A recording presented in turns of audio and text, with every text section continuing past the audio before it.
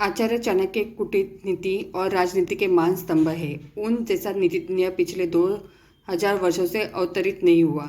चाणक्य के ग्रंथों में उनका अर्थशास्त्र और चाणक्य नीति दो प्रमुख ग्रंथ हैं। वे एक ऐसे राजनीतिज्ञ थे जिन्होंने मगध के अत्याचारी राजनंद का समूल नाश कर उसके स्थान पर मौर्य साम्राज्य की स्थापना की तथा अर्थशास्त्र जैसे राजनीति विषयक गूढ़ ग्रंथ की रचना कर संसार में अपना नाम अमर कर दिया। चाणक्य विश्व प्रसिद्ध ऐतिहासिक चरित्र है। नालंदा विश्वविद्यालय का आचार्य महापंडित चाणक्य अपने समय का एक ऐसा क्रांति दृष्टा विचारक और प्रबुद्ध राजनीतिज्ञ था जो इतिहास को एक नया मोड़ देने की क्षमता रखता था। वह अत्यंत दूरदर्शी और कुशाग्र बुद्धि का स्वामी था। आचार्य चाणक्य को कौटिल्य और विष्णुगुप्त के नामों से भी जाना जाता है। जनक पुत्र होने के कारण उन्हें चाणक्य नाम मिला था और कुटिल राजनीतिज्ञ होने के कारण उन्हें कौटिल्य के नाम से संबोधित किया गया। उनको पिता के द्वारा दिया गया वास्तविक नाम विष्णुगुप्त था। कुछ विद्वानों का मत है कि कुटिल गोत्र के वंशज और अर्थशास्त्र ग्रंथ के प्रणेता होने के कारण चाणक्य को कौटिल्य कहा जाता है। आचार्य चाणक्य केवल अर्थशास्त्र के ही पंडित नहीं थे, वरन दूसरे शास्त्रों और शस्त्र विद्याओं के भी वे पूर्ण विद्वान थे। वे कूटनीतिक योद्धा और असाधारण कोटि के कुशल नीतिज्ञ सेनापति थे। आचार्य चाणक्य का समस्त जीवन जन कल्याण की भावना से ओतप्रोत था। वे महान आदर्शवादी सामाजिक तथा राजनीतिक मर्यादाओं के प्रतिष्ठापक थे। विद्वानों का तो यहाँ तक मानना है कि जिन्होंने कौटिल्य के अर्थशास्त्र का अध्ययन नहीं किया वे राजतंत्र का सफल संचालन ही नहीं कर सकते। आचार्य चाणक्य के जीवन की एक प्रारंभिक घटना से उनके चरित्र का बहुत सुंदर खुलासा होता है। एक बार वे अपने शिष्यों के साथ तक्षशिला के मगध आ रहे थे। मगध का राजा महानंद उनसे द्वेष रखता था। वह एक बार भरी सभा में चाणक्य का अपमान कर चुका था। तभी से उन्होंने संकल्प कर लिया था कि वे मगध के सम्राट महानंद को पदच्युत करके ही अपनी शिखा में गांठ बांधेंगे। इसके लिए वे अपने सर्वाधिक प्रिय शिष्य चंद्रगुप्त को तैयार कर रहे थे। मगध पहुंचने के लिए वे सीधे मार्ग से न जाकर एक अन्य उबड़ खाबड़ मार्ग से अपना सफर तय कर रहे थे। उस मार्ग में कांटे बहुत थे। तभी उनके नंगे पैर में एक कांटा चुभ गया। वे क्रोध से भर उठे। तत्काल उन्होंने अपने शिष्यों से कहा, उखाड़ फेंको, इन नागफनों को एक भी शेष नहीं रहना चाहिए। उन्होंने तब उन कांटों को ही नहीं उखाड़ा, उन कांटों के वृक्ष की जड़ों में मट्ठा लाकर डाल दिया ताकि वे दोबारा न उग सके। इस प्रकार वे अपने शत्रु का समूल नाश करने में ही विश्वास करते थे। वे दूसरों के बनाए रास्तों पर चलने से में विश्वास नहीं करते थे। अपने द्वारा नया मार्ग बनाने में उनका विश्वास था। कहा जाता है कि मगधपति धर्मानंद ने चाणक्य के पिता चनक का वध किया था। वह राजा अत्यंत अहंकारी था और सत्ता के नशे में चूर रहता था। प्रजा के सुख दुख से उसे कोई लगाव नहीं था। वह अपने ही भोग विलास में डूबा रहता था। चाणक्य ने ऐसे दुष्ट राजा का वंश समूल रूप से नष्ट करने का संकल्प किया और उसे नष्ट कर डाला। उसे खत्म करके चाणक्य ने अपने प्रिय शिष्य चंद्रगुप्त मौर्य को राज सिंहासन पर बिठाया। राज सत्ता प्राप्त करके भी उन्हें राजमोह कभी नहीं हुआ।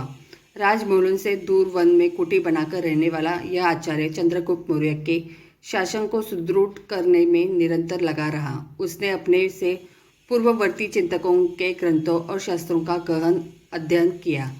प्राचीन भारत की शासन व्यवस्था को बारीकी से समझा तथा परखा। पौराणिक ऋषि मुनियों द्वारा स्थापित मान्यताओं और नीतियों का आकलन किया। वैदिक साहित्य में वर्णित सामाजिक व्यवस्था के गुण अवगुण की परिशीलन किया। आज बाजार में चाणक्य नीति के रूप में कितनी ही पुस्तकें उपलब्ध है। उनमें कितने ही श्लोकों की पुनरावृत्ति भी प्राप्त होती है। संस्कृत भाषा का दोष भी काफ़ी मिलता है और जगह जगह अर्थ का अनर्थ भी किया गया है। इन सभी बातों को देखते हुए हमने चाणक्य द्वारा रचित नीतियों को संग्रहित कर प्रकाशित किया है और उनके अर्थ को सटीक बनाने की यथासंभव कोशिश की है। इस अर्थ की सार्थकता के लिए हमने इसे वर्तमान संदर्भों के साथ जोड़ने का भी प्रयास किया है।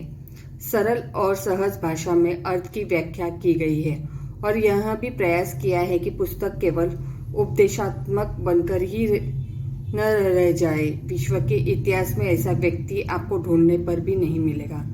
जिसने अपनी बुद्धि चातुर्य से राजसत्ता को प्राप्त करने में विजयश्री प्राप्त की हो। राजा और प्रजा के मध्य चाणक्य ने एक ऐसा सेतु स्थापित किया था जिसकी आधारशिला ठोस भूमि पर स्थापित है। उनके द्वारा प्रस्तुत नीति वाक्यों और सूत्रों को पढ़कर जनमानस में एक नया जोश और तेज, दृढ़ता, साहस, आत्मविश्वास और समाज के पुनः उत्थान की एक ऐसी नव चेतना जागृत होती है जिसकी मिसाल इतिहास में प्राप्त नहीं होती। आचार्य चाणक्य के जीवन का उद्देश्य था जन कल्याण। इसी उद्देश्य के निमित्त उन्होंने अपने ग्रंथों की संरचना की थी। उनकी राजनीति सदाचार और धर्म से अलग नहीं थी। आज के संदर्भ में चाणक्य की नीतियाँ उतनी ही कारगर है जितनी कि चाणक्य के काल में थी। मनुष्य आज भी वही है जो तब था। आज उसे जिस तरह की परिस्थितियों के मध्य से गुजरना पड़ रहा है, उस समय भी कमोबेश कुछ ऐसी ही स्थितियों से उसे दो चार होना पड़ता होगा। आज जिस प्रजातंत्र के मध्य हम जी रहे, उस समय का राजतंत्र कुछ ऐसा ही रहा होगा। चाणक्य की नीतियों से तत्कालीन समाज का स्पष्ट चित्रण हमें प्राप्त होता है। आज का प्रजातंत्र तत्कालीन राजतंत्र का ही बदला हुआ स्वरूप है। बस आज इतनी छूट अवश्य मिली है कि देश का एक अदना सा व्यक्ति भी प्रधानमंत्री की आलोचना में मुंह खोल सकता है। तब शायद ऐसा न रहा हो, परंतु अपने ज्ञान की प्रबुद्धता के तेज से चाणक्य जैसा व्यक्ति ही तब भी राजा को स्पष्ट चुनौती देने की क्षमता रखता था। इसी बात को ध्यान में रखकर संभवतः चाणक्य ने चंद्रगुप्त के काल में राजा और प्रजा के मध्य समन्वय का सीधा और सरल मार्ग निश्चित किया था। राजा के सम्मुख आम जनता को महत्व देकर और कूटनीति के विविध अंगों का संगोपांग चित्रण करके चाणक्य ने सम्राट चंद्रगुप्त के राज्य को एक अत्यंत मजबूत आधारशिला प्रदान की थी। चाणक्य के नीति वाक्य भले ही शब्द विन्यास में छोटे हो, पर उनमें जो भाव भरे हैं वे अत्यंत विपुल है, गहन है और दूर तक प्रभावित करने वाले हैं। चाणक्य की नीतियों का सरल भाषा में अनुवाद करने का तथा उन्हें आधुनिक संदर्भों के साथ जोड़ने के पीछे हमारा यही उद्देश्य है कि हम वर्तमान शासन सत्ता और प्रजा के मध्य एक ऐसी सेतु का निर्माण कर सके जिस पर से होकर जनहित और राष्ट्रहित की भावनाएं एक दूसरे की ओर प्रभावित हो। यदि यह संभव हो सका तो हमारा यह प्रयास सार्थक कहलाएगा।